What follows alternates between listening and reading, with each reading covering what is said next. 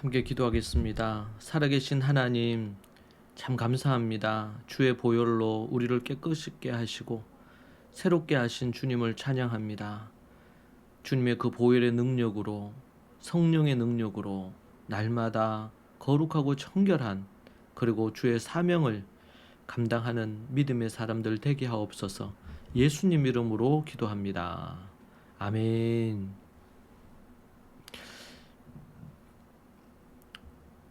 우리 찬송가 259장 함께 찬양하시겠습니다. 찬송가 259장입니다.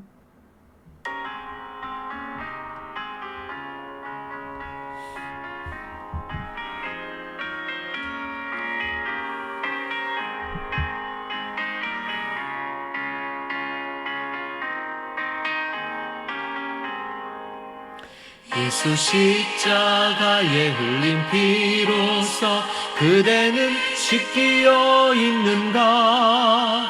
더러운 죄 희게 하는 능력을 그대는 참으시 하는가? 예수의 보혈로 그대는 씻기어 있는가?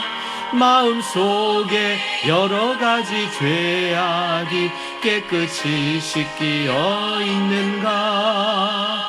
주 예수와 밤낮으로 늘 함께 그대는 행동을 하는가? 아무 때나 어디든지 그대는 십자가 붙들고 있는가? 예수의 보혈로 그대는 씻기어 있는가? 마음속에 여러 가지 죄악이 깨끗이 씻기어 있는가?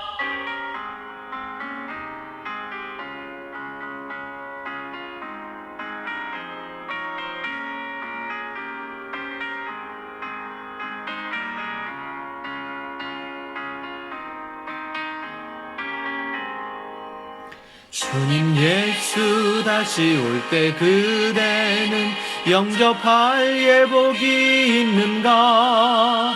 그대 몸은 거룩한 곳 성전에 들어갈 준비가 됐는가? 예수의 보혈로 그대는 씻기어 있는가? 마음속에 여러 가지 죄악이 깨끗이 씻기어 있는가? 모든 죄에 더러워진 예복을 주 앞에 지금 다 벗어서 샘물같이 솟아나는 보혈로 눈보다 더 희게 씻으라. 예수의 보혈로 그대는 씻기어 있는가?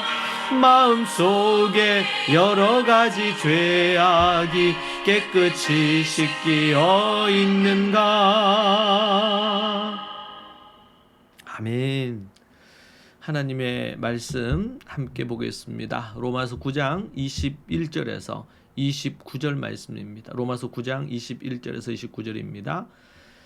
21절을 보겠습니다. 토기장이가 진흙 한 덩이로 하나는 귀 쓸 것을 하나는 천이 쓸 것을 만들 고난이 없느냐? 만일 하나님이 그의 진노를 보이시고 그의 능력을 알게 하고자 하사 멸하기로 준비된 진노의 그릇을 오래 참으심으로 관용하시고 또한 영광 받기로 예비하신 바 긍휼의 그릇에 대하여 그 영광의 풍성함을 알게 하고자 하셨을지라도 무슨 말을 하리요? 이 그릇은 우리니 곧 유대인 중에서뿐 아니라 이방인 중에서도 부르신 자니라. 호세아의 글에도 이르기를 내가 내 백성 아닌 자를 내 백성이라 사랑하지 아니한 자를 사랑한 자라 부르리라. 너희는 내 백성이 아니라 한 그곳에서 그들이 살아계신 하나님의 아들이라 일컬음을 받으리라 함과 같으니라.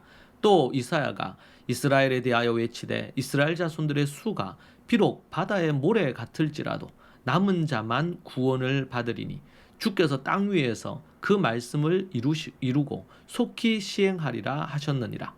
또한 이사야가 미리 말한 바 만일 만군의 주께서 우리에게 씨를 남겨두지 아니하셨더라면 우리가 소돔과 같이 되고 고모라와 같으리로다 함과 같으니라.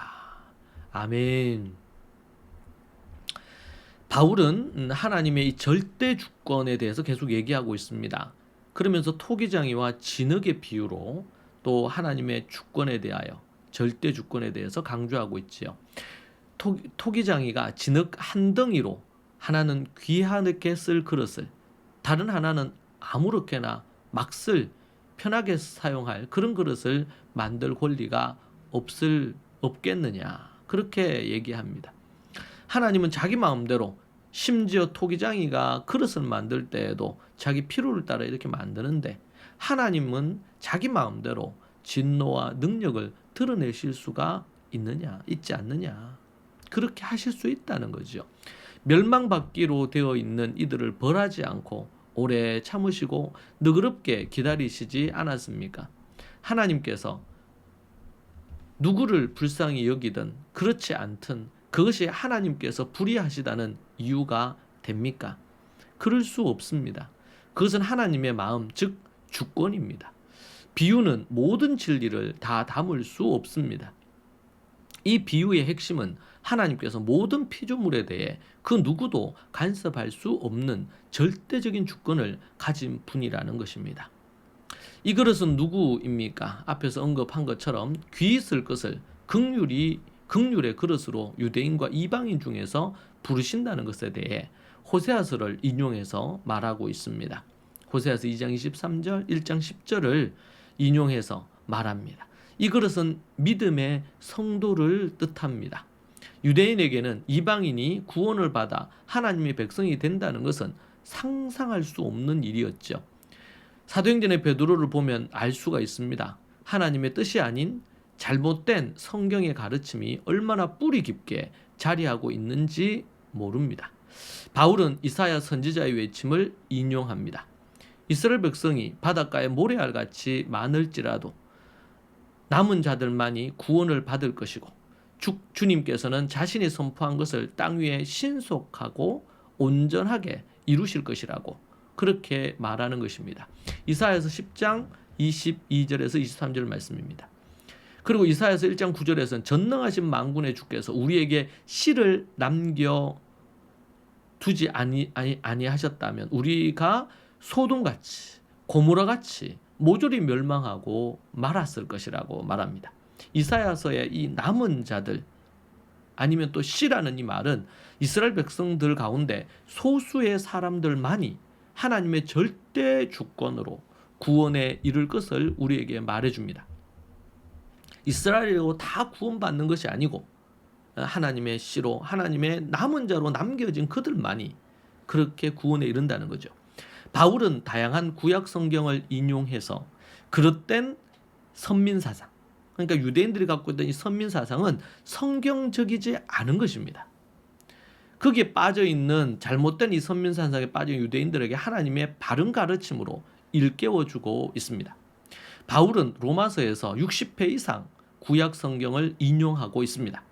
바울은 당시 유일한 성경을 통해 유대인들이 복음을 받아들이고 잘못된 전통의 틀에서 벗어나길 바랬던 것이죠.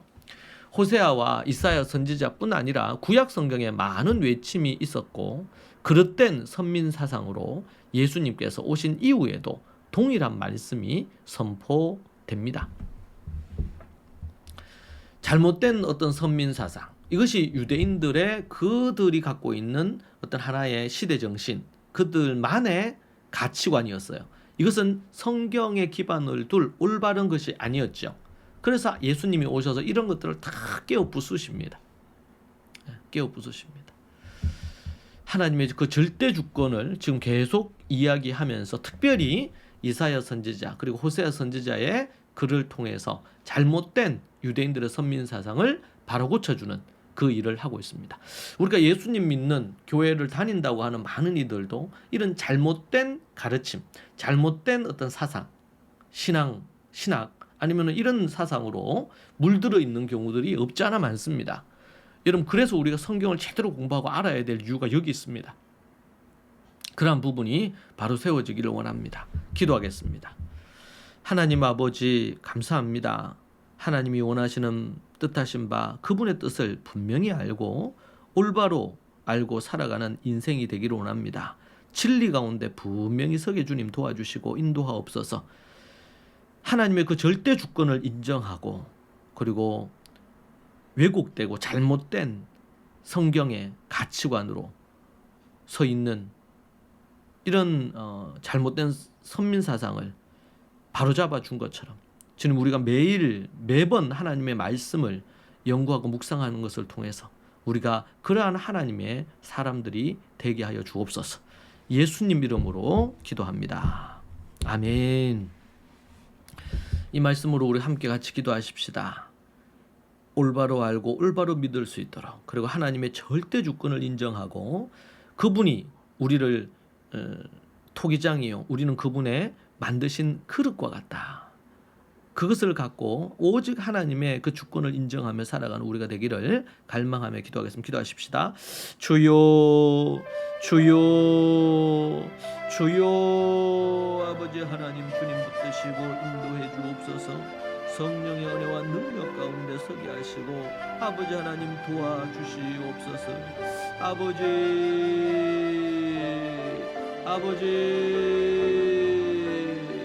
주님 붙드시기를 원합니다. 아버지 하나님 인도해 주시기를 원합니다. 아버지여, 오직 하나님의 주권을 인정하고 겸손히 순종하며 나아가는 인생이 되게 하옵소서.